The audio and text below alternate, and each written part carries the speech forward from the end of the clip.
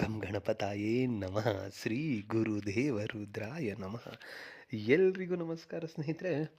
ನಾನು ನಿಮ್ಮ ಪ್ರಕಾಶ್. ಸ್ನೇಹಿತರೆ, ಇಂದು ನಾನು ನಿಮಗೆ ಶತ್ರು ಸರ್ವನಾಶವಾಗುವ ಒಂದು ಶಕ್ತಿಶಾಲಿ ವಶೀಕರಣ ಮಂತ್ರ ತಗೊಂಡು ಬಂದಿದ್ದೀನಿ. ಇದನ್ನು ಹೇಗೆ ಮಾಡಬೇಕು, ಯಾವತ್ತು ಮಾಡಬೇಕು ತಿಳಿಸ್ಕೊಡ್ತೀನಿ. ಅದಕ್ಕೂ ಮುಂಚೆ ನನ್ನ ಚಾನಲ್ನ ಸಬ್ಸ್ಕ್ರೈಬ್ ಮಾಡಿಲ್ಲ ಅಂದರೆ ಸಬ್ಸ್ಕ್ರೈಬ್ ಮಾಡಿ, ಲೈಕ್ ಮಾಡಿ, ಶೇರ್ ಮಾಡಿ, ಹಾಗೆ ಬೆಲ್ ಐಕಾನ್ ಬಟನ್ ಪ್ರೆಸ್ ಮಾಡೋದನ್ನ ಮರಿಬೇಡಿ. ಸ್ನೇಹಿತರೆ, ಈ ಕ್ರಿಯೆ ಮಾಡೋದಕ್ಕೆ ನಿಮಗೆ ಒಂದು ಕುಡಿಕೆ ಬೇಕಾಗುತ್ತೆ, 5 ಕೆಂಪು ಮೆಣಸಿನಕಾಯಿ, ಒಣಗಿದ ಕೆಂಪು ಮೆಣಸಿನಕಾಯಿ ಬೇಕಾಗುತ್ತೆ, 5 ಕರಿಮೆಣಸು ಬೇಕಾಗುತ್ತೆ, ಮತ್ತು ಅವರ ಫೋಟೋ ಬೇಕಾಗುತ್ತೆ, 1 ಸ್ಪೂನ್ ಅಕ್ಕಿ ಬೇಕಾಗುತ್ತೆ.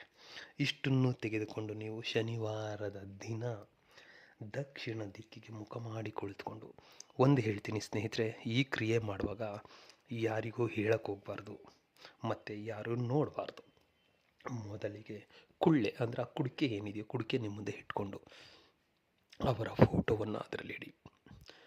ಅಕ್ಕಿ ಏನಿದೆಯೋ 1 ಸ್ಪೂನ್ ಅಕ್ಕಿ ಹಾಕಿ, 5 ಕರಿಮೆಣಸು ಹಾಕಿ, 5 ಒಣಗಿದ ಮೆಣಸಿನಕಾಯಿನ ಹಾಕಿ ಆದ ಮೇಲೆ ಅದನ್ನು ನಿಮ್ಮ ಬಲಗೈಯಲ್ಲಿ ಹಿಡಿದುಕೊಂಡು ದಕ್ಷಿಣ ದಿಕ್ಕಿಗೆ ಮುಖ ಮಾಡಿ ಕುಳಿತುಕೊಂಡು ಇವಾಗ ನಾನು ಏನು ಮಂತ್ರ ಕೊಡ್ತೀನೋ ಆ ಮಂತ್ರವನ್ನು 1008 ಸಾರಿ ಪಠನೆ ಮಾಡಬೇಕಾಗುತ್ತೆ. 1008 ಸಾರಿ ಪಠನೆ ಮಾಡಿ ಆದ ಮೇಲೆ ಆ ಕುಡಿಕೆಗೆ, ಆ ಕುಳ್ಳೆಗೆ ಅಂತ 3 ಸಾರಿ ಅಭಿಮಂತ್ರಿಸಿ.